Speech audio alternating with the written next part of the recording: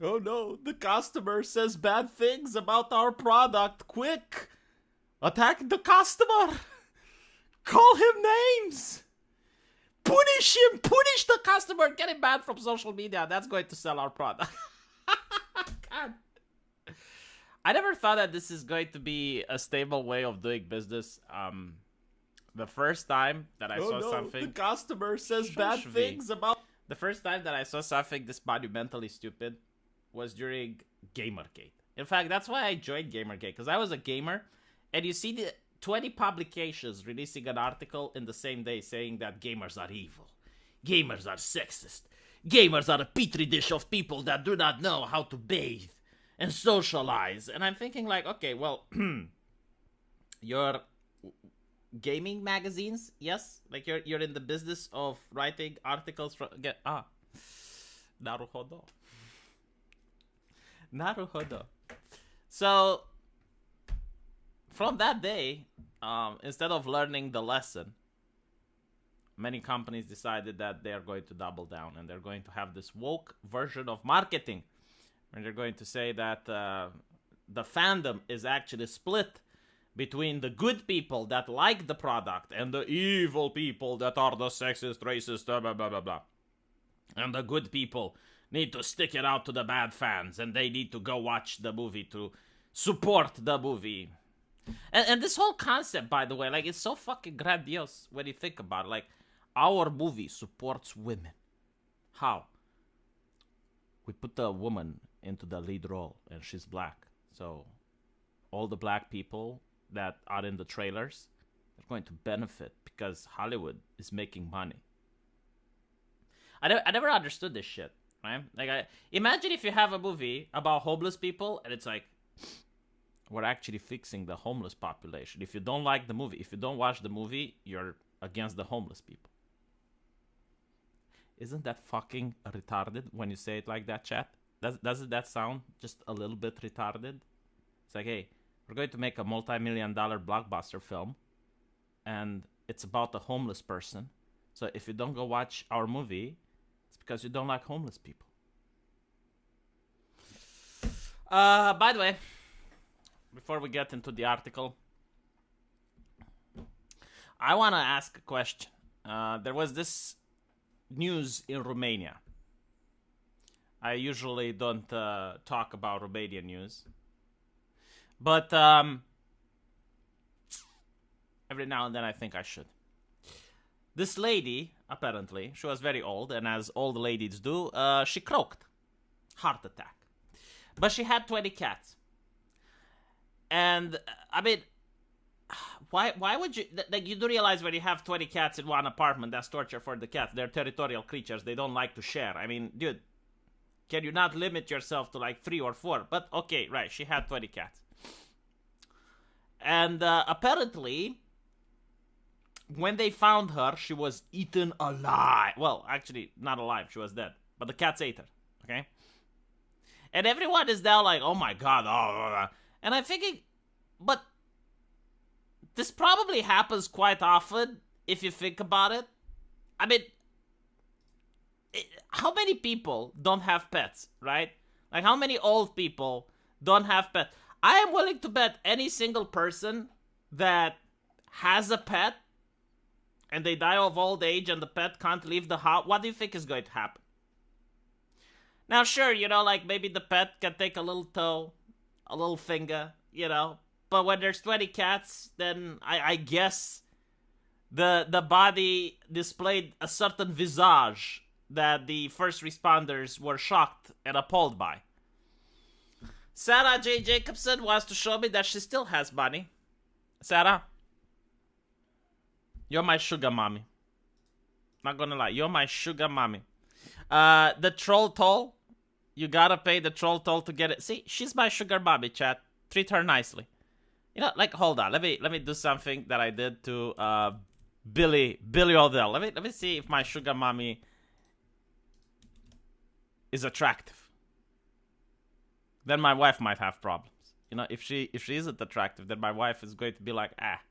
But if she is attractive, Dude, no fucking way, Sarah. No fucking way. You stole this off the internet. Sarah, get the fuck out. This is the... No, I refuse to believe. This is... No.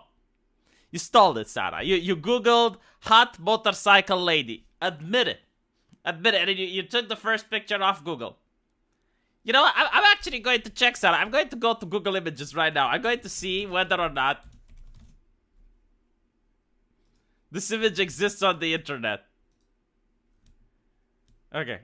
Hold on. Not to mention, it looks a little bit Asian. It's like anime girl. Alright, hold on. We're going to... Yeah. I know, chat. I know. I'm damning it. Damn, you know? And she's rich. On top of that.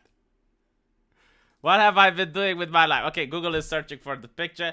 Yes, she took it off the internet. Ah, there we go.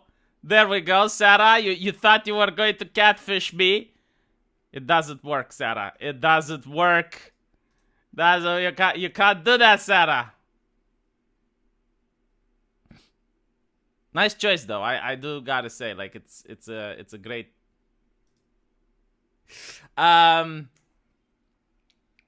Visa excuse to dox?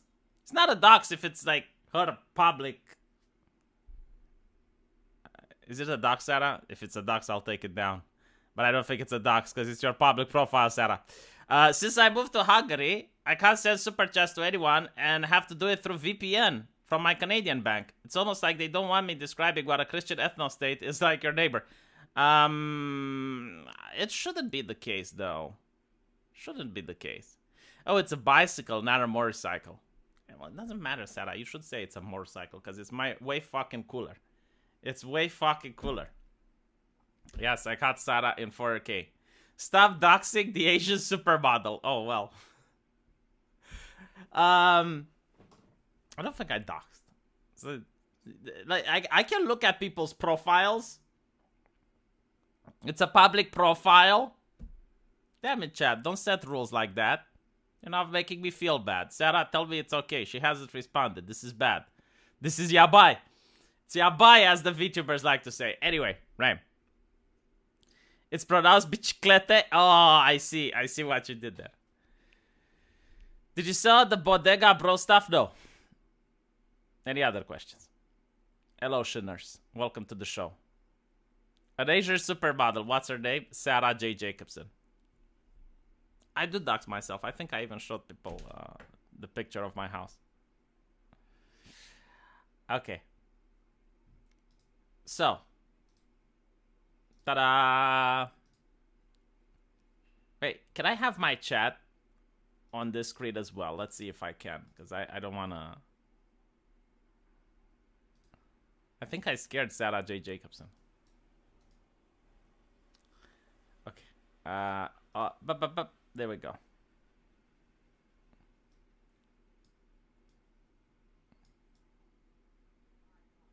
Okay, she wasn't scared. That's fine. She's still on her bicycle. Or motorcycle. Biciclete. Okay. Have you played Prey? Yes, I did, and it was boring. I didn't like the weapons. One of the first highly public instances of Ms. Marvel trolling happened nearly a decade ago, courtesy of Stephen Colbert. Oh, well, if Stephen Colbert talked about it, then surely it has happened. I mean, do you know how many complaints there are of people who got interviewed by Stephen Colbert and they were pointing out, like, look, the guy was clipping and editing our interview? Like, for example, this is how people describe going to Stephen Colbert. They would ask him, so, are you feeling comfortable? And the person would say, yes. Do you like child slavery? And the person would say, no. And then they would edit so that the yes from the first question gets placed on the second one. And we're like, do you like child slavery? Yes. That's Stephen Colbert. But of course, you know, this is a lot. They're unaware of these things. Ladies and gentlemen, America has lost another battle in the culture war, which is surprising because we've got all the guns. It is true, they do have all the guns. Like, they have the mainstream media, they have all of the journalistic press, They have all the blue check marks, terms of service in their favor. They can make things trend. They have YouTube search algorithm. They literally have all the guns. But do you know what the problem is with these people and what they don't understand? And by these people, I mean the influencers. They don't understand that while you can have an article in the New York Times saying that, oh my God, like for the first time ever, you got a black woman playing as Captain, playing as Iron Man. You know, she's Ironheart and it's so progressive and it's for the first time ever. And you can have these articles. The reality is that people from the New York Times don't read comic books. So the people who read comic books would rather trust someone like the Yellow Flash than they would trust the New York Times. So that's the main problem. This is what they're complaining about. So Colbert was referring to Marvel's announcement that Kamala Khan, a Muslim teenager, was set to assume the Miss Marvel mantle. This affront had taken me aback. A Muslim cannot be a superhero, for Pete's sake. This is so ridiculous bullshit. Like, people weren't upset that Kamala is a Muslim. Like, no one fucking cared. I mean, I remember when I was a kid, I watched Aladdin. Newsflash, Aladdin is a Muslim. Okay? And it was Disney's Aladdin. It was incredibly popular. As far as I know, every single kid on the block watched it. Favorite cartoon by far. And I'm not talking about like Aladdin, the Disney animation. I'm talking about the cartoon series. Like, they actually made, I don't know how many of you watched it, but it was like, I think like 3 seasons. And it was with Aladdin and Jasmine. No one has a problem if the superhero is Muslim. What people had the problem is that you took a superhero that they liked and you took it away from them. Right? And this is what would later become known as changing the mantle. Like, changing the mantle. So let me show you changing the mantle. Power Girl. New Power Girl Black. I think this is the one, right? Yeah. So you got, I think this is, okay, so this is Power Girl.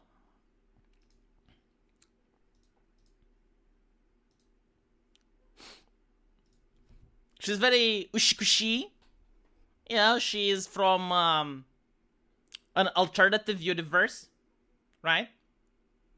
And this is Power Girl. So what they did is they took Power Girl away and they changed the mantle. Now, the problem that people have isn't with the new hero, right? Like, I don't even know who this person is because I didn't read the comic books, didn't care. Like, the moment they did this, I'm out. Okay? So they don't have the courage to think that this is going to stand on its own. Like, they don't have the confidence that the writing is going to sell by itself. So they have to remove the previous superhero, which was this, right? They remove it. Like, she doesn't exist anymore. You can't read about her. I mean, you can now, but at the time you couldn't. And instead they give you this. And this is why people were upset. Because the people who want to read this are now supposed to buy this. Like, you took away a product from people. Right? It's like, you could have replaced it with anything. Like, people would still be upset. Because they like this. You know, the fans. Imagine if Gargura would be replaced tomorrow. You know, and it's another... I mean, actually, no. You know, this actually happened in the VTubing industry. Like, in the beginning, when VTubing was brand new, there were a couple of VTubers that quit. They graduated.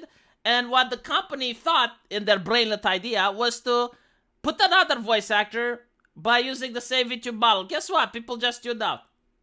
They didn't watch it. Because people were there for the personality of the first person, not for the model. So this is why people were upset. It's got nothing to do with the fact that she was Muslim. You could have replaced her with another straight cisgender white woman. People would still be upset. I mean, it's like replacing Batman with Commissioner Gordon. People also didn't like that. It happened for a while. People weren't big fans. Like, okay, now I want to say that you can actually do the changing of the mantle. Okay, like if it's done properly, you can do it, and I'll give you a really great example of it. Ta-da! Batman Beyond. Okay?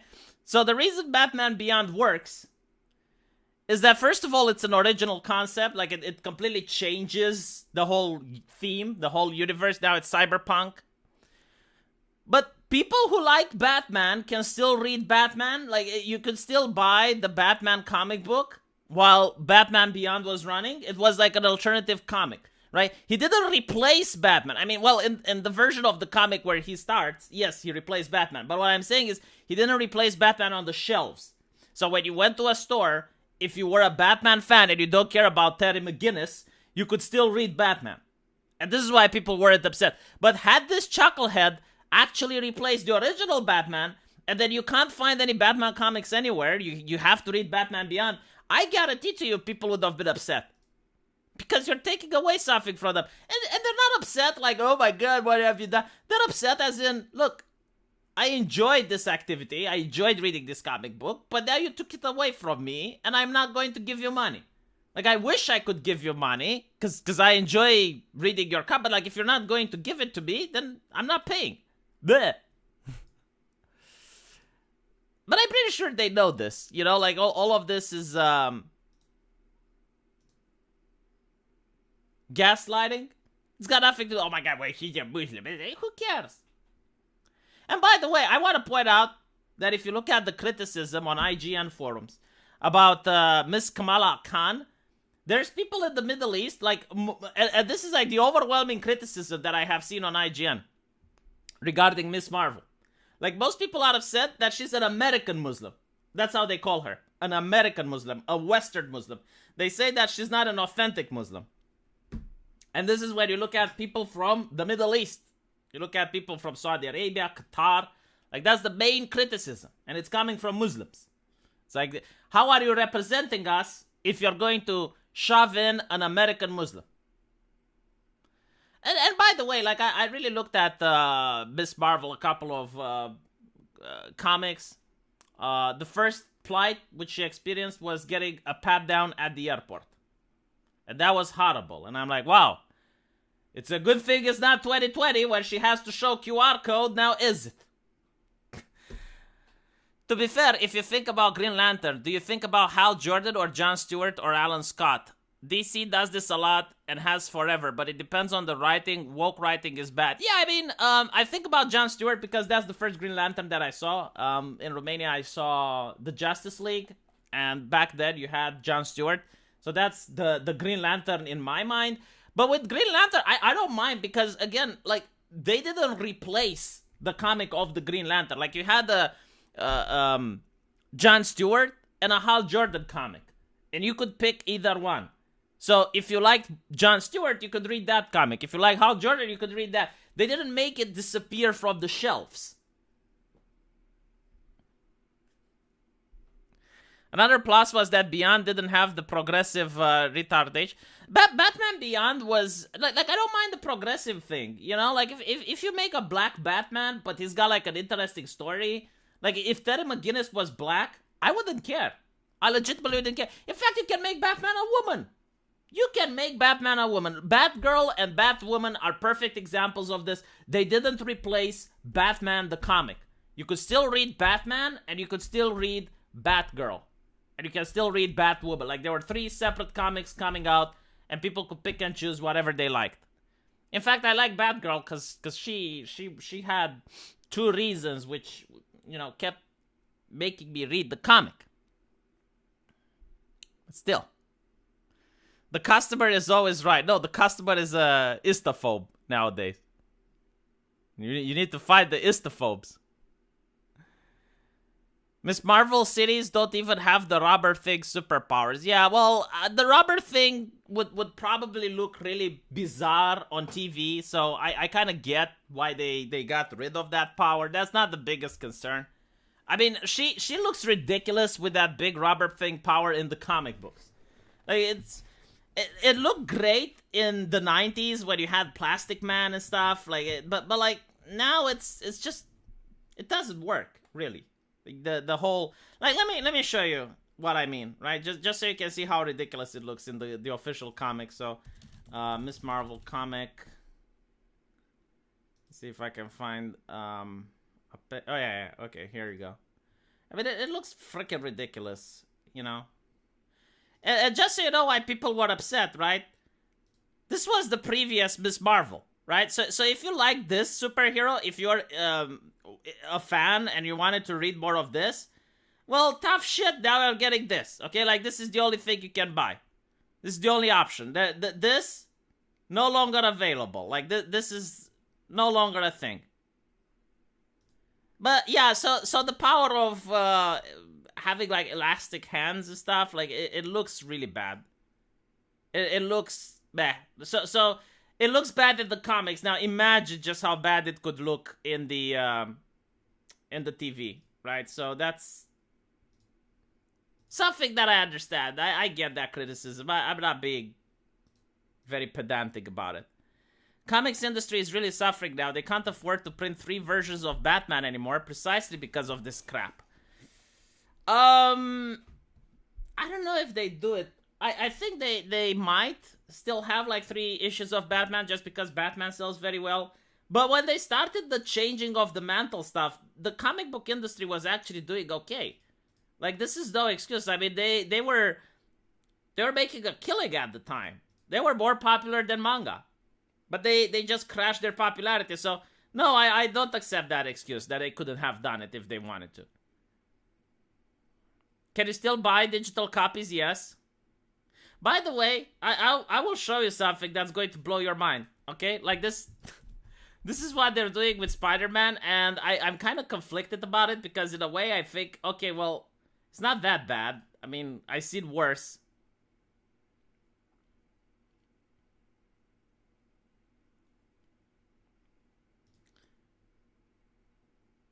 But, I'm curious what you guys think, okay?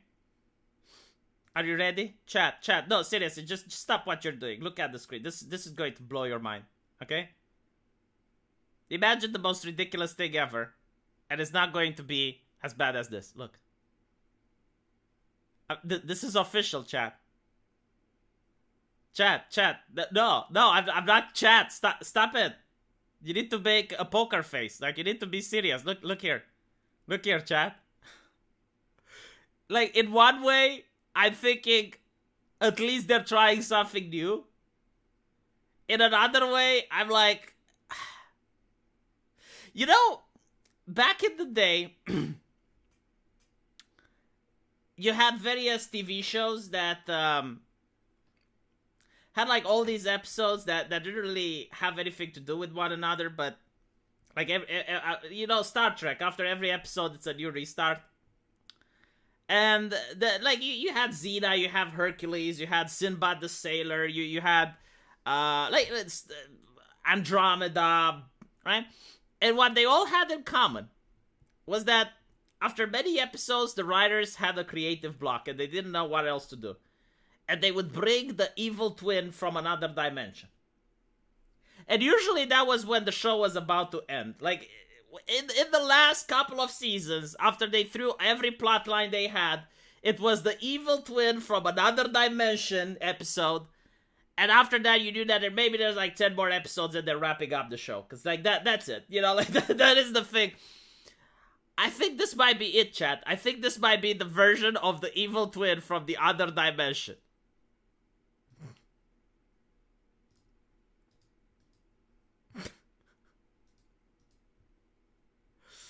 It is glorious, yes, Spider-Rex.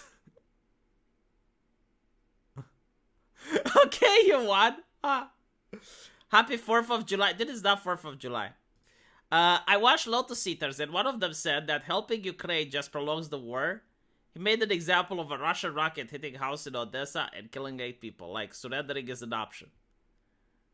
You know, I wonder if someone said the same about the French helping the colonist revolutionaries. It's like, look, if you help the US, it prolongs the war.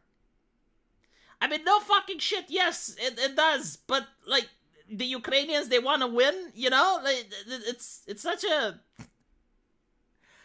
The people in Poland are already talking about a federal state, like a Polish-Ukrainian federal state. I'm going to make a video about it tomorrow, right? Like, they do expect Ukraine to actually win, and when they have these types of talks, it's not because, you know, they're, like, polluted by the mainstream media, because, like, the government has different sources than the media. You know, the government actually knows the situation on the ground. So when you have talks between Poland and Ukraine talking about, like, creating a federal state, yeah, I do think they have a chance. I do think they have a chance. Now, I don't want to talk about Ukraine in this video. We're talking about comic books, but still. And I don't know why people are so surprised. Like, oh my god, they have a chance against Russia? Didn't the Afghanistan just whoop America's ass recently? Like, what are we talking about? The Russians don't want to be in Ukraine. The Ukrainians don't want the Russians there. The moral is quite low.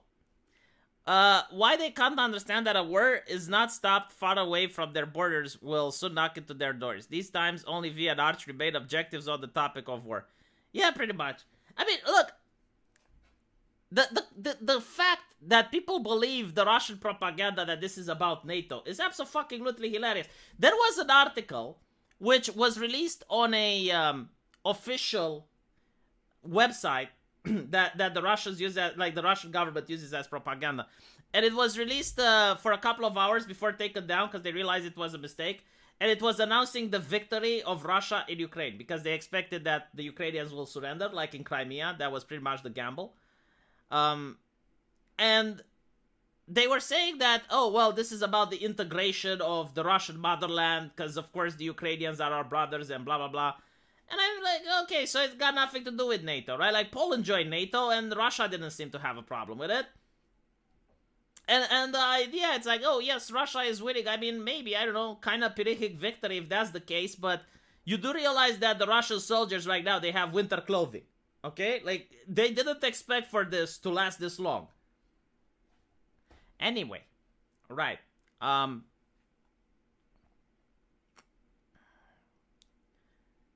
Why am I talking about Ukraine and Russia? I wanted to... Look what you did to me. Who did this to me? Who did... Alexander, we were talking about Spider Rex. This was relaxing for people, and you come here with your conflict, with your Eastern European conflict. Like, I've talked about it all day. Let me talk about Spidey Rex. Spidey Rex is glorious. Not you too, Aiden Paladin. Shut the fuck up. Oi. Anyhow, I got distracted. Instead of talking about Spidey Rex, okay. Ta-da! This affront has taken me aback. A Muslim cannot be a superhero. They're on the no-fly list. But by the way, like, they're on the no-fly list. This was actually a topic in the first issue, as I mentioned. Like, she got pat down by a TSA agent. And I generally wonder if Americans realize, like, okay, they want to be globalism. They want to do globalism, right? Getting pat down by a TSA agent at the airport, that happens to me every single time I want to take a plane. Every single person from Romania, which tries to travel abroad, has a TSA agent or whatever the fuck they're called, you know, patting people down. Unless it's, like, incredibly crowded. Like, if it's incredibly crowded... I don't fucking care. Let them pat me. Like, what is the problem with this? Like, why should I be a star? Oh my fucking god. Oh, it's like... It's called making my plane safe. Okay? Like, there are other people besides me, and they get pat down as well. So if any one of them is trying something, well, at least there's less likely they're going to pull it off. It's even more upsetting when you consider that the original Miss Marvel, she was wholesome and all-American, blonde, family values, with 2 bulged chest, muscles, and clearly wearing her Sunday church panties. This is nothing more than Sharia creep, plain and simple. Yeah, way to obfuscate and to gaslight the issue. But you know, like, the problem is this. Yeah, she had 2 bulging chest muscles, yes. I'm willing to bet that if I were to take Colbert's laptop, he doesn't watch anything like this. Like, there's nothing like this on his laptop. Since the rat was brought to us by the Colbert Report, Colbert hallowed satire of right-wing talk show in which he parodies Bill O'Reilly and other Fox News windbags The audience understood it to be a bit. No, the audience doesn't understand shit. The audience at Stephen Colbert, they have a big screen on top which says applause, and they go like, and then they have laughter, and they go ha ha ha ha ha ha ha, and then they have boo, and they go like boo. But they're trained monkeys. Like in the same sentence, the audience of Colbert and understand like what? Nyoni, nyoni, nyoni understands what? Understands that they have to laugh on command and cry on command. Spider Rex will defeat Putin. Oh my fucking god, that would be I would read that comic book. A pat down is nothing. What you really don't want is the rubber glove. Man, are they even allowed to do that in the US? I don't think they're allowed to do that. Like, even like the worst they can do is to ask you to spread your ass cheeks and cough. And I think like you can say no and then they can detain you. But like, I don't think they can bring the rubber glove. Like, what if you have hemorrhoids? Are they trained in knowing how to give a finger up the tushy? What do you mean they are allowed? Dude, I don't believe that. I literally do not believe it. In China, yes, okay, but in the US, I don't think so. Like, I legitimately don't think they can say, okay, pull over. And like, what have I done? I don't care, strip. And they put the glove on. I need to put a finger up your ass. I don't think they can. Like, if they do that, I would sue. Like, I would let them at there, I would sue. I would be like, no. Cavity search out a thing with a TSA. I have a feeling that they need to have some really, really good reason. Like, they must have seen you put it in or something. Like, they must see you with the drugs and then going into the bathroom and coming out without the drugs or something. Like, they must have, like, some really trustworthy informant to do that. I don't think they can actually do it to random people. I don't think so. Like, I refuse to believe it. And even if they do it, like, I would sue. Alexander Zygraev. I went through 5 interviews in Google, now waiting for a decision. The bar to enter Google is so much higher than the Pentagon or CIA. Are you going to be a YouTube moderator? Because then I apologize for being bad to you. Like, I will talk about Ukraine as much as you want if you're going to become a Google moderator. There was a comic from Valiant in 2016 about the fat superhero Faith saving Hillary Clinton. We are already at Spider-Rex fights Putin. No, like, Spider-Rex fights Putin, that would actually be hilarious. I would laugh at it. But let me see if I can show you the comic Faith, okay? Because this is just... Because of YouTube TOS, I can't say anything besides the fact that this is absolutely stunning and gorgeous. Much more beautiful than my wife. This is my waifu, as the people likes to call it on the internet. Every superhero has an origin story. And a lot of you have been asking about mine. Let's see if I can tweet it out. Oh my fucking god. The last time I did anything online, I was blogging about my very first blog. So she's a superhero and she tweets and blogs. Her superpower is canceling people. Man, this is so fucking sad. This is so sad. Okay, first of all, like, really? Really? How durable are these wires? But secondly, okay, you got the ability to fly, right? Like you have the ability to do things that other people can't, and yet you go out and you bring your laptop with you. That is so sad. That is so sad. What is this? Like the narcissist superhero. Like everywhere she goes, she tweets, she takes selfies of herself.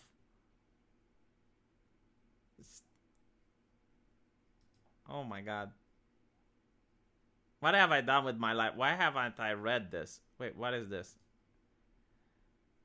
Why didn't you save us, Zephyr? No, this wasn't supposed to happen. Some hero too busy living out her little fantasies to help anybody. Well, you know, I can't disagree with the skeleton man. I mean, she's too busy tweeting. She's too busy tweeting. Oh, God.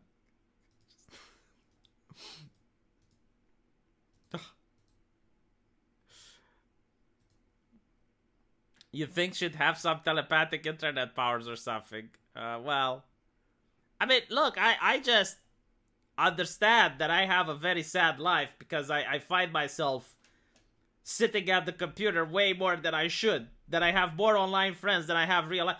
I don't want to read that depressing shit in the comics.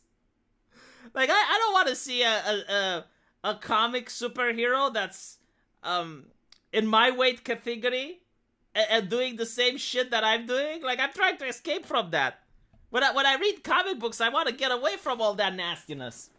Jesus. If you want to see narcissist superhero, look up Starfire's daughter. Oh, I know. Okay, so... Oh, before we get to that, chat. Okay. Alright. Are you ready? Are you ready for the cringe, chat? Are you ready for the cringe? Trust me, you're not ready for what I'm about to show. Look at this, chat. Magnifique. Magnifique. Oh, look at it. It's so magnifique. Read the controversial, in quotations, comic book. Yeah, it is controversial. Like, it's a fucking election. That is no more... that is very rarely you're going to find a more controversial time in American history than during an election. And you as a comic book, you're outright supporting one of the candidates. Yeah, it's going to be a little bit controversial.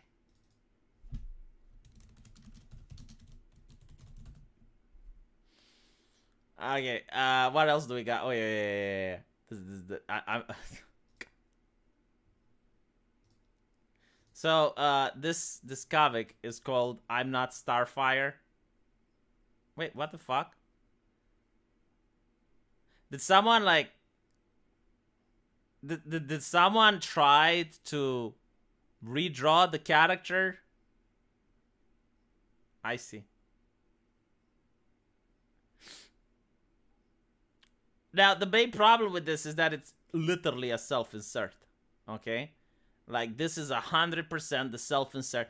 This is what a lot of people that went into comics for ideological reasons have done. In fact, I strongly believe, okay, I can't prove this, but I strongly believe that Rey from Star Wars is also a self-insert. I genuinely, like, don't understand why you would do this. Like, play Dungeons and Dragons or something. Jesus fucking Christ. Why can't you treat the comic book as a fucking business? Like, you're making comic books to sell them and make money. This is what you're supposed to do. Why would you just put self-inserts there? Like, who the fuck wants to read about your narcissist ass? Man, like, all the previous comic book writers, right? Like, Stan Lee. Stan Lee doesn't have a fucking self-insert, does he? Is there a single character that's like Stan Lee? That looks like Stan Lee, that acts like Stan Lee, that dresses like Stan Lee? I don't think they did that. But literally, the first thing these ideologues done, there's another self-insert. Like, I can think of at least 6 self-inserts. Gwenpool. Gwenpool is another self-insert. From Heather Anthos. Let me think. There's a self-insert in the Powerpuff Girls. Powerpuff Girls writer self-insert. This one is going to be very disturbing, chat. This one might disturb you a little bit, just so you know. Now, he denies it. So, you know, it's up to you whether or not you believe the rat, as they say it. But look here. So the new Powerpuff Girls, and by the way, the Powerpuff Girls, they're kindergarten, right? Like, this is what we're talking about. And there's a new character that Buttercup is infatuated with. Like, she goes all googly eyes when he appears.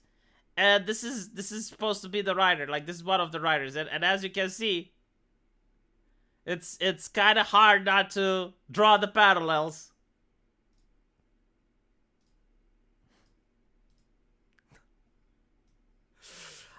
Steve Dimira, thank you for the 5 California. Yeah.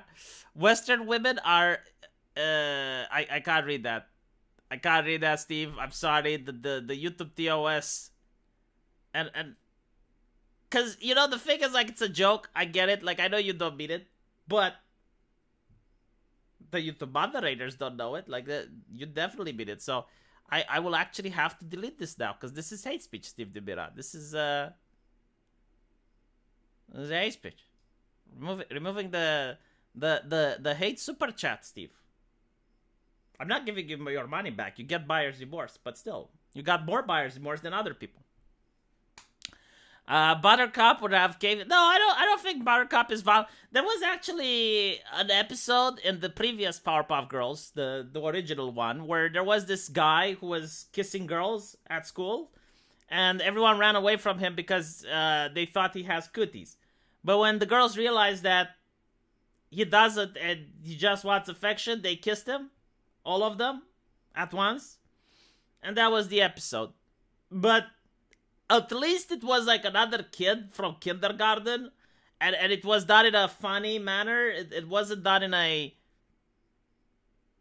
you know, what they actually tried to pull there. But my point is, like, you get to see these constant self-inserts.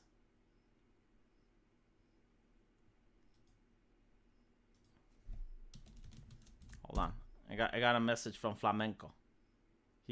He has a new Twitter. All right. Progressive and nonce are synonyms. Okay, let's go back to this.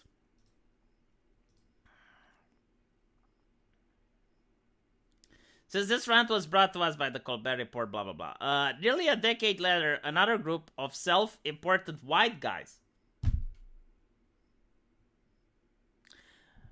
I love the casual racism that they just throw there. It's like, white guys. Are you telling us that white people don't have good money? Are you telling us that white guys, you know, like, what? So what? Like, they can't buy comic books or choose not to buy them? Are they like lesser citizens or something? Or no, you expect them to be evil, isn't that? Ah, I see. You expect, like, behind every tragedy there is a smiling white person like myself. Well, actually, I'm a troll. Kamala Khan right to exist in the Marvel universe. I love it. Like, the framing of it, like, it's so left-leaning. It's like, it's an existential thing. Like, Kamala Khan's right to exist. Kamala Khan is a fictional character body. Okay? Like, she doesn't have human rights. Human rights are important because they're for humans. Kamala Khan is a fictional character. She doesn't exist. It's imaginary. It's not real. Right to exist. It's up to the author. Like, the author can decide whether or not to include her in a story. And then the customer decides whether or not to purchase that story.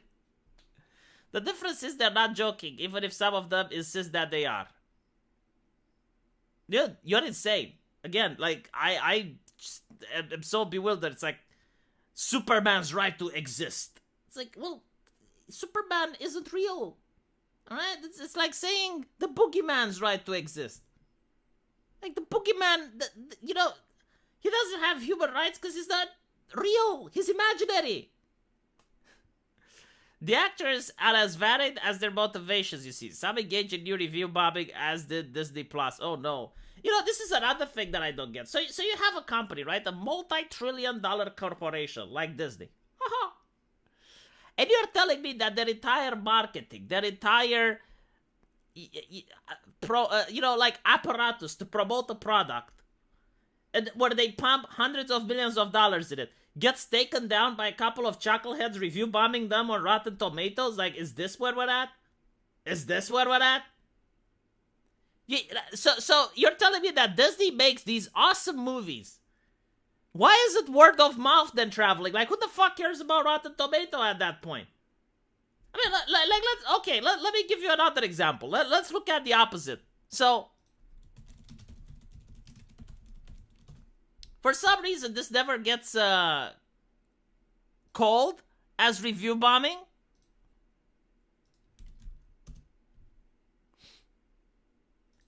But you get Dave Chappelle, right? So Dave Chappelle has a 33% review rating. Now, there is another one, Sticks and Stones. I think it got even lower, right? Why is that not review bombing when the critics do it? But then you look at Fauci, right? Why is it this called review blossoming? Why is it this like review blossoming when you're literally giving good reviews for political fucking reasons? Like, there is no way you can tell me that 500 plus people are less of an aggregate than the 33 reviewer. And this is something that really pisses me off, by the way. The difference between a critic that's official and someone that's from the audience. Like, what is the difference? So, like, this twat decided to work at The Guardian, and because of that is now an official critic. Because these people don't go at, like, a university to learn how to criticize movies. It's not like they know how to do this as a profession or something. No, it's like the same like the guy from the audience. It's just that the guy from the audience managed to land a job at the New York Times. But they never mentioned this. Not a moderator, V. Developers team lead. There is a slight chance I can end up in YouTube team, but only very slight. Most likely boring network stuff. Well, I'll keep in touch then. Did the Stan Lee cameo in every Marvel movie? What is that if not a self-insert? Okay, cameoing and self-inserting as the main character are two different things. Like, if Stan Lee would have made a superhero that looks like him and he would be the main character of the story, that's what we would be talking about. But simply having, like, one scene, or like Mel Gibson having his hands as the guy nailing Jesus to a cross, no one cares about that, alright? Like, that's not the problem. The problem is when you self-insert yourself as the main character. And the reason for this is that the people who do this sort of thing, they make that character absolutely perfect. This is why the character ends up as a Mary Sue. Because being a self-insert means that the character will never say anything dumb, will never do anything stupid, because then by comparison, then the writer would look dumb and stupid, right? So these people being narcissists and doing the self-insert completely destroy the hero journey, completely destroy like the idea that the character is still supposed to be human and is still supposed to have flaws, right? Like that's having a cameo is perfectly fine. You know, like, you should have a cameo. I think, like, having a cameo is a great acknowledgement to the person creating the work. It's like, okay, well, they did that work and they have the right, you know, it's kind of like a signature. You know, you write a big novel and at the end you sign your name on it. That's fine. But that wasn't what we're talking about. Oh, it was a joke? I'm sorry. You know, look, man, I spend time on Twitter. Do you understand this? This is what I do with my life. I spend time on Twitter and I can't really decide what is a joke and what is real. Like, this is literally the conversations that I put on Twitter, and now it's like a... I don't think I can call it a work hazard, a professional defect, let's put it like that, where I just automatically assume that everyone talking to me is serious and I have to explain it to them like I would explain to a child. Anyway, right, moving back.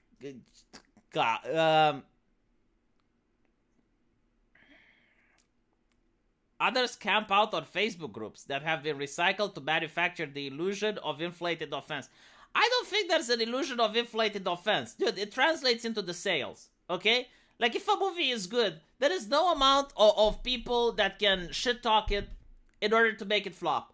And we have seen this with official critics. Like, the official critics, they wanted the Joker so hard to flop. Like, there were articles just pretending that, oh, don't go to see the Joker because it's about incels and at any point, like, someone in the audience may snap. The media was doing that, right? But the Joker was a good movie. People went and saw it anyway. Right? So, like, if the movie sells, then I don't think, like, any review bombing can do anything, because word of mouth still exists. For example, Star Trek Strange New Worlds. I thought it was shit, but Arch said, hey, you know, give this a chance because it's good. And I'm like, Arch, really? Really, like, Star Trek? Yeah, he's like, yeah, I watched it, it's okay. And I watched it and it was okay. Yeah, it was a good, at least I could have said it's Star Trek. Alright, so while there are very cringe moments in it and the writing is very bad in certain places, it is Star Trek. Yeah, it's like they are in a spaceship and they're exploring new civilizations. I'm like, okay, well, that is Star Trek. That is true. And they're not in space going, oh my god, lasers, pew, pew, pew, pew, pew, pew, pew, and do the dodging maneuver. Okay, they're not doing that. They're just discovering new civilizations.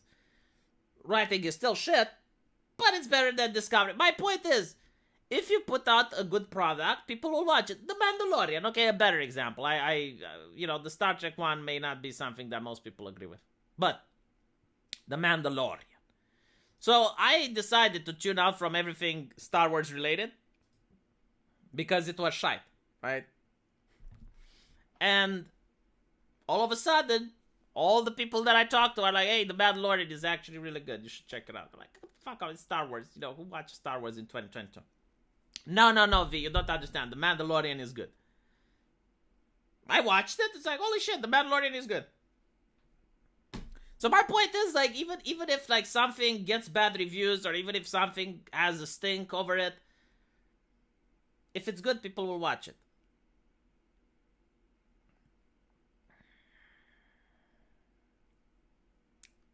So Soldio got triggered. I see. Remember, they could be lying about joking because insecurity. Twitter people do pop up in the real world, and YouTube, you have to be forever vigilant. Well, yes, like obviously people from Twitter exist in the real world. Do you like Star Trek Lower Deck anime? Oh my god, I watched the first episode and I never wanted to watch anything again. I don't like...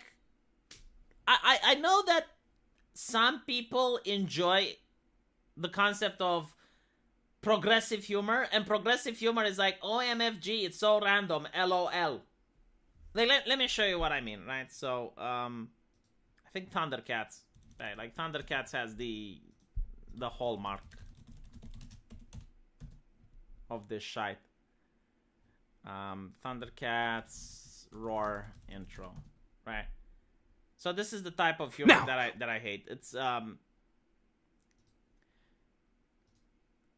first of all, the very cheap, easily reproducible art style, right? Like this art style isn't something that people would put on a poster and they would go like, oh my fucking god, this is so good. I want to get catharsis out of it. I want to watch it and get catharsis. No, they're just easily to reproduce. That's why they draw them like this.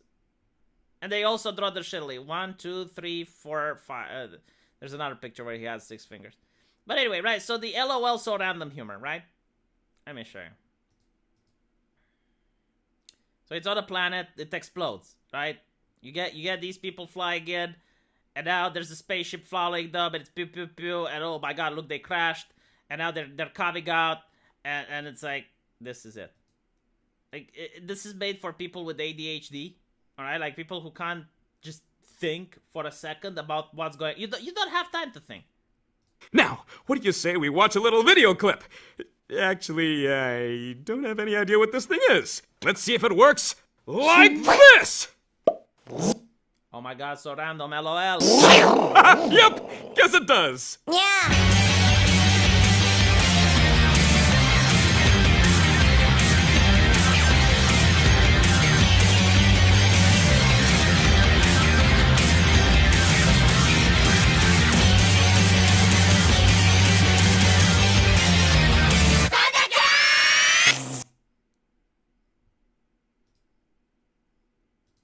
I don't know what else can be said about that, but like, look, I mean, it is for some people. Like, I'm not, maybe Gen Z likes that, cause like, look, another one. This one is actually a lot better.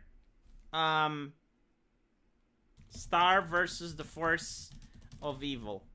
This one is actually a lot better, but still in the same category. I hope this is not going to get me a copyright claim. I don't think it should, because it's just the intro. But, or maybe I should be careful because it's from Disney. Alright, look at this bigot. It's gonna get a little weird, gonna get a little wild. I ain't from around here, I'm from another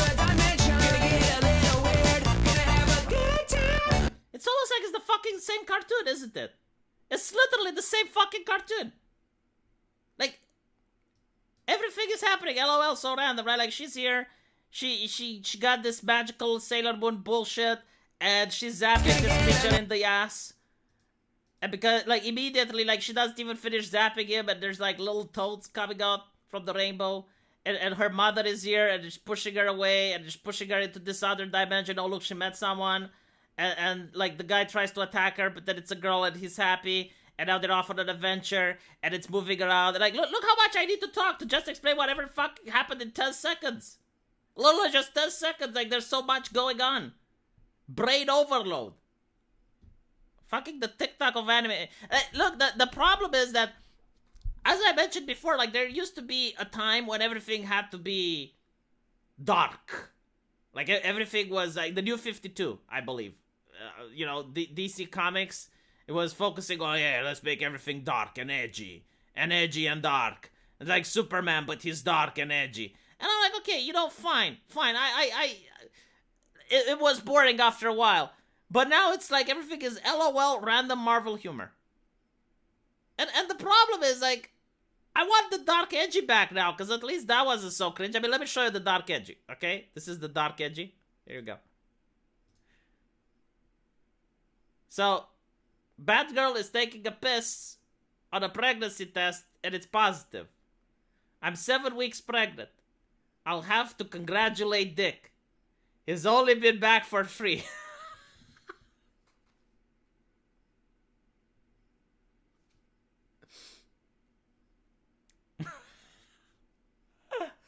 Oh, God.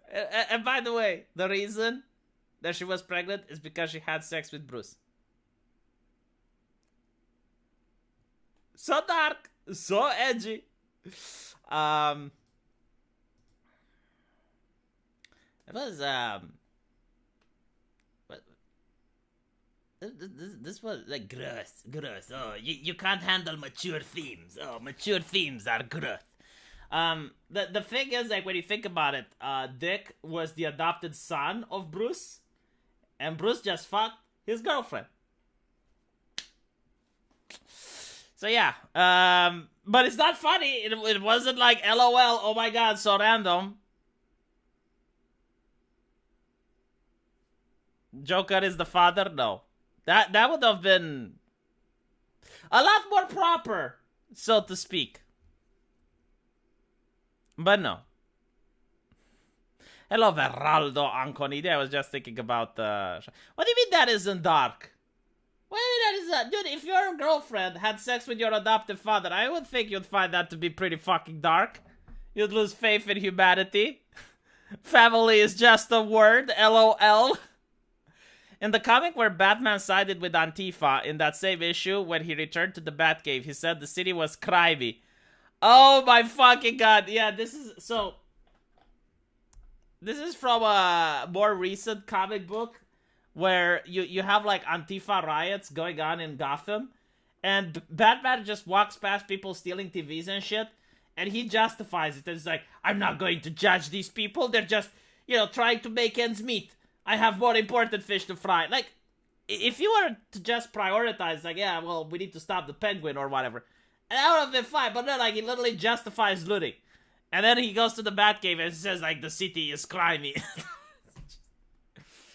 The Dark Age was when the comic book industry almost collapsed in the 90s. There were a lot of reasons, but the dark, edgy overload everything. I think, like, the dark, edgy overload happened because, you had the standards imposed on comic books. So there was, like, censorship going in the US, but it was censorship from the right. And you weren't allowed to have anyone dying. The superhero had to always win at the end of the comic book, and if possible, have a moral connotation. Like, stealing is bad. Crime doesn't pay. So, obviously no adult stuff, right? Now, what happens when people stop caring about it, when the comic books have a renaissance and they can do whatever, everyone wanted to do dark and edgy. Because that was the thing. It was like, I believe it was late 90s with Jackass and Beavis and Butthead and South Park. And everyone was doing dark and edgy. So that's why, you know, like comics started doing it, and it was very popular at first. But after a while, it got boring because every single goddamn comic book was doing dark and edgy. Like that was literally it. You had nothing else. Bad writing, no real story, no connection to normal people, no character development. I don't know. I mean, the one with Batman, like, or who you're talking about, because that didn't have. Comics Code Authority. Suddenly they could publish edgier things through the 80s. Yes. Like it was the Comics Code Authority. That's what it's called. So, you know, like when they find it, I would be really curious to see what the Americans would do if wokeism wasn't a thing tomorrow. So, like, if comic book creators could literally create whatever they wanted, just go wild, just do whatever, it would be interesting to see. Speaking of Beavis and Butthead, you've seen the white privilege part in the latest movie. Oh yeah, fuck. Like, let me see if I can say it. So hold on. So Beavis and Butthead, white privilege. This is literally how I would have acted, like, the first time I heard about it. This is, like, absolute comedy gold. You need to wait a little bit with the chat so that the ads stop. Oh, it's... Holy shit, it's actually on Sky News. Have a little look at the lighter side of politics in a little segment we're going to call Only in America. They made the segment about this on Sky News? Okay. Wow. This is a classic example of white privilege, and you both have it. They nailed Peggy McIntosh. Like, she's the one that came up with the concept, and she looks like Peggy McIntosh. What's that? Anyone want to fill them in? Yeah, I'll do it. Okay. So, white privilege is when white people, particularly men, automatically assume they can take whatever they want. And they never have to worry about getting stopped by the police. And they have the inside track for any job I've got this one. I love this part so much. Like, he interrupts the black woman while she's speaking, just to, like, you know, quote-unquote help. They have the inside track for any job they want. Exactly, Gage. Thank you for that. That's white privilege. Whoa. And we have that? You sure do. I see. Whoa. Step aside, please. We have white privilege. Yeah, check it out. Hey. Don't worry, it's okay. We automatically assume we can take what we want, and we don't have to worry about the police. It's okay, you didn't know. We didn't either. Good stuff now. This is what we were taught, sir. We're subverting existing paradigms. Yes, that's right. Beavis and Butthead subverting the existing paradigms, just like they were taught.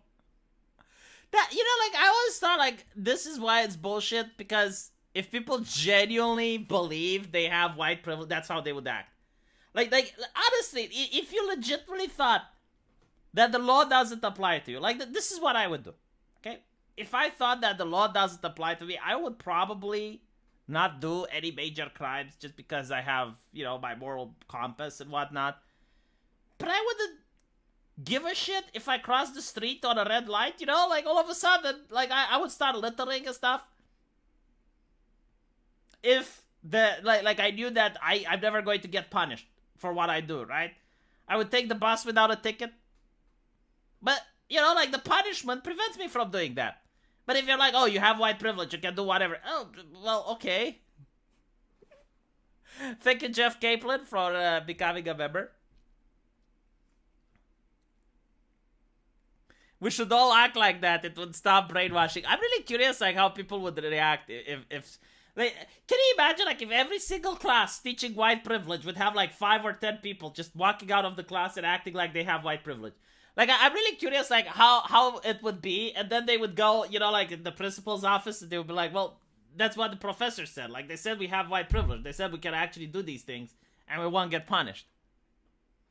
And, like, no, seriously, like, just act like a complete moron. Like, you don't really understand. I'd be afraid of living in America if it was true. Man, I would be afraid living everywhere. Like, I wouldn't want a group of people to be above the law. That, like, the concept that, like, white people are this knit community, and it's like, oh, well, we don't want to put other white people in prison. It's so bullshit. Like, dude, if it's a criminal, put him in prison. Like, why would you want him to be in the same place with law-abiding citizens?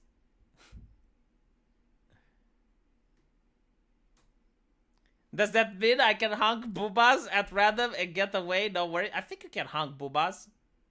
I think it's rude, but I don't think it's illegal. Unless it's in the UK. Like in the UK, they actually try to criminalize catcalling.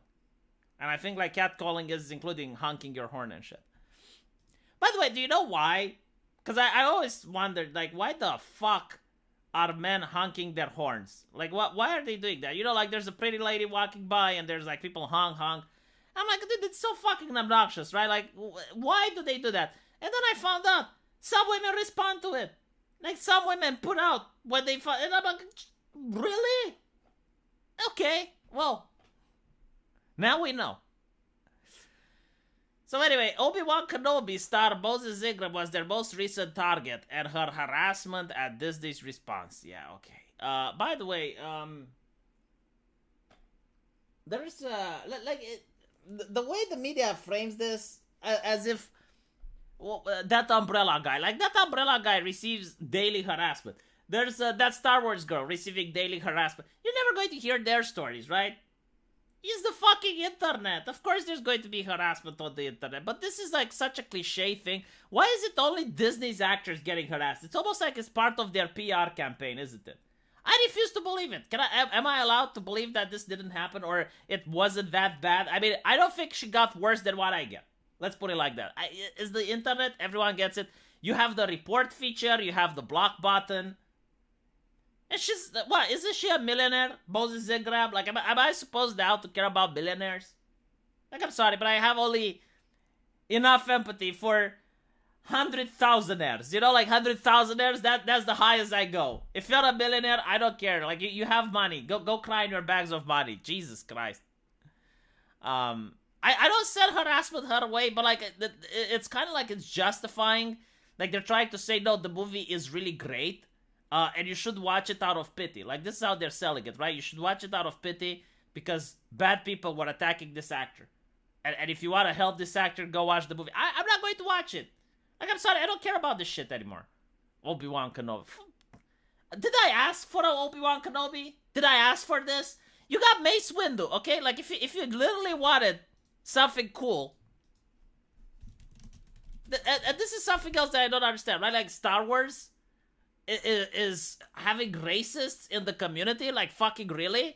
When this guy right here, when this gentleman is the most popular Jedi after Darth Vader, which is also voiced by a black guy, like all of a sudden you're telling me that after all this time, the Star Wars community has a racist problem? Fuck off, Disney. I don't believe you.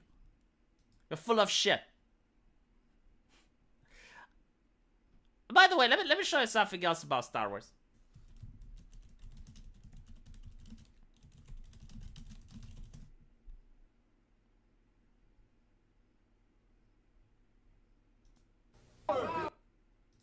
This is from, I believe, 1983, okay? 1983. You're telling me that this fandom from 1983 is racist? Why wasn't there a racism problem in 1983, Disney? What the fuck happened? Where was the toxic fandom? Look at this. All I got to say, the Jedi have returned. We're just fanatics out here waiting on Return of the Jedi. 3 years in the making. We were waiting for this. Oh my fucking god, they're talking about the actual movie, okay? They're not talking about some actor receiving backlash. They're not talking about some identity politics shit. They're talking about the fucking movie. Some people don't idolize Darth Vader like I do. See, I want him to get Luke. And I think that Luke... Look at this. Oh my fucking god. What happened with this fandom, Disney? What did you do to it? Everyone is sitting around. Everyone is laughing. Everyone is enjoying themselves. People of various walks of life, like the progressives like to call it. Everyone is enjoying it. Disney, what did you do? What did you do, Disney? What is this community? Luke will destroy Darth Vader. I guess Darth Vader will die. I'm not sure. I hope he doesn't. I love his black. Oh shit. Copyright. But you get my point, right? 1983. That was from the mainstream media back then. It just went on and interviewed a bunch of fans. Right? So Where was the toxic community? Why is there a toxic community now, but there was no toxic community then?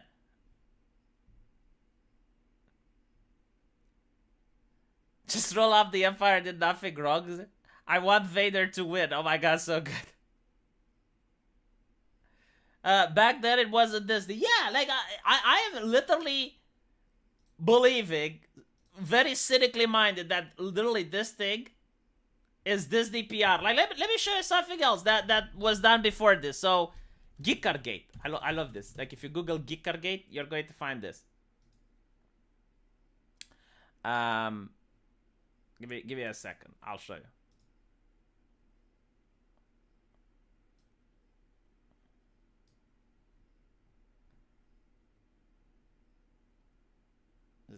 Chotomate. Because Google... I can't believe Google's shadow banned this shit. It's okay. I'll still find it, Google. I'll use DuckDuckGo. DuckDuckGo. I'm pretty sure like on DuckDuckGo you get it on literally the first thing. Yeah. There we go. Like Google didn't want to show me this.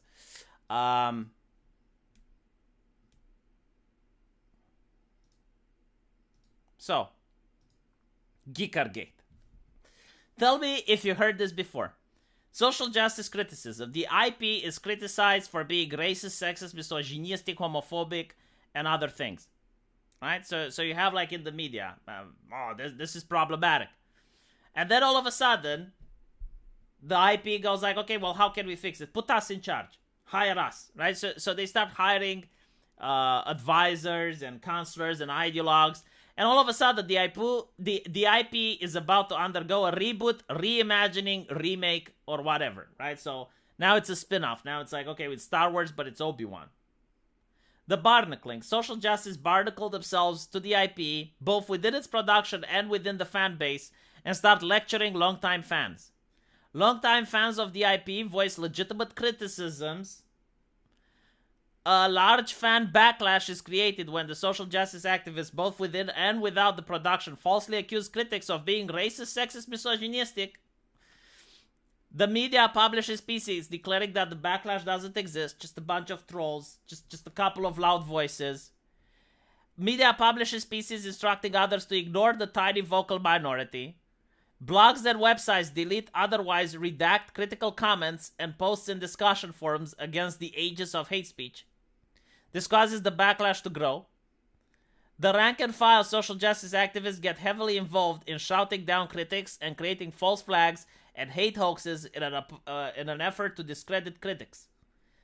Now, at this point, the IP starts losing fans. And this is the point we're at, the damsel in distress. A female member of the production, it could also be a gay man, is granted victim status over a fishy event in order to deflect from the failures of the IP and shame critics into silence. This is how Disney does PR, by the way. Desperate pleas for community management. White knights in the media call for creative authorities to smack down the backlash and restore control of the narrative. Media pushes multiple articles with the same talking points and buzzwords such as toxic in an effort to mischaracterize the fan base. Major news outlets report the story and quote the hit pieces as authoritative. Celebrities and other creative cast and crew members rally to the call. The media and rank-and-file social justice activists tell fans that they should take their business elsewhere. The IP is bleeding. It continues to hemorrhage money as longtime fans continue to abandon the IP in droves. The fan is utterly destroyed, leaving behind a handful of social justice activists who don't make any purchases. The new reincarnation of the IP comes to an end. Since the majority of the fan base has abandoned it, there is no more controversy or discussions about it. The best case scenario is that the original IP is largely forgotten with the exception of a few die-hard fans who still carry the torch. The worst case scenario is that the new incarnation of the IP overwrites the original one, and the original IP is forgotten altogether and overshadowed by the new incarnation in all future media mentions. The remaining social justice activists, they jump ship to devour a new IP that is now being popular, undergoing a transitional phase, and the process begins anew. Literally, Disney's marketing campaign. Literally, they have done it so fucking many times that now you can actually make a chart of it. So accurate it could bring you to tears. I know. When Disney buys IPs because they can't buy customers. Oof, that is... They're doing this to Blizzard Games. Hear me out. What if it wasn't ideologues, but just rich kids who can't relate to normal people being brought in nepotism? Why can't it be both? Like what, don't you think rich kids have ideologies? I have a feeling I walked in the room's day plan, yeah. So anyway, I guess I'll do a part 2 tomorrow, because I'm under the obligation to finish my videos on my secondary channel now. Sorry I can't stay any late, but we'll do that, the Fear the Customer part 2 tomorrow, because there's a lot more to read. I got a lot sidetracked with various other things, but hopefully they were entertaining. Lord of the Rings is done. I mean, like the main problem that I have with Lord of the Rings, besides the fact that they're not respecting the source material, is that they're making it like Game of Thrones. And it's like, okay, well, you already lost, okay? Like, if you don't have the confidence in making something that you like, and you have to copy something that was you lost. I don't remember when was the last time someone copied something that was popular and actually managed to find success. Like, what is which is the MMO that copied World of Warcraft, which is actually a successful MMO?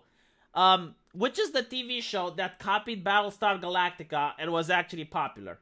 I mean, for example, Stargate actually got cancelled because they copied Battlestar Galactica with Stargate Universe.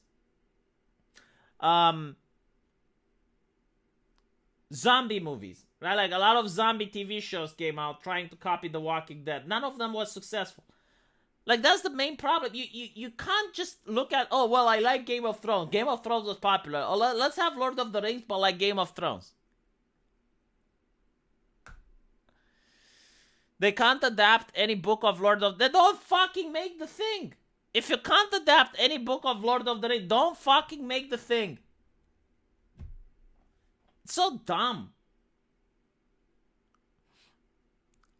And even then, it's like, okay, so they can't adapt books of Lord of the Rings.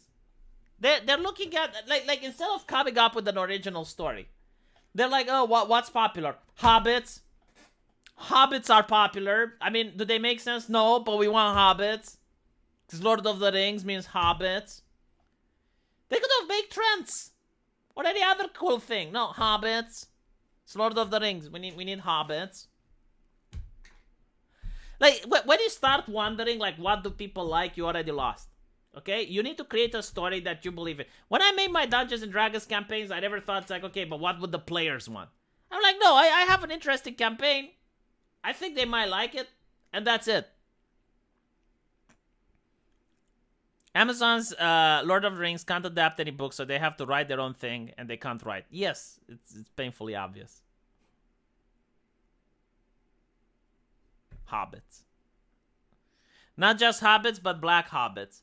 Oh, yeah, I mean... I don't mind if they have black hobbits. Like, that's fine, but, like... It was so in your face in the marketing, right? Like, it's literally there to show how progressive they are. It's almost like, it's not that they wanted to have, like, you know, like the best actors available. No. It's like, they want you to acknowledge that they're a progressive corporation, that they're the good guys. It's so that the director can congratulate himself or something. Whatever, you know, like, again, like, it's so sad, because, like, if you really don't have to adapt the books, you can just go with the Easterlings, which are barely explored within the setting.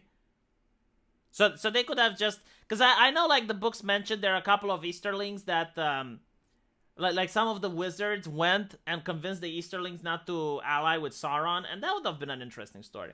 But we're not going to get that. Chaos Dwarfs, that would have been fucking cool. Anyway, right.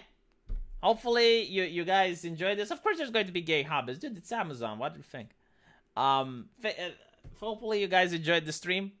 Thank you so much for the super chats, and I'll see you tomorrow for part 2. Don't forget, part 2. Okay, part 2.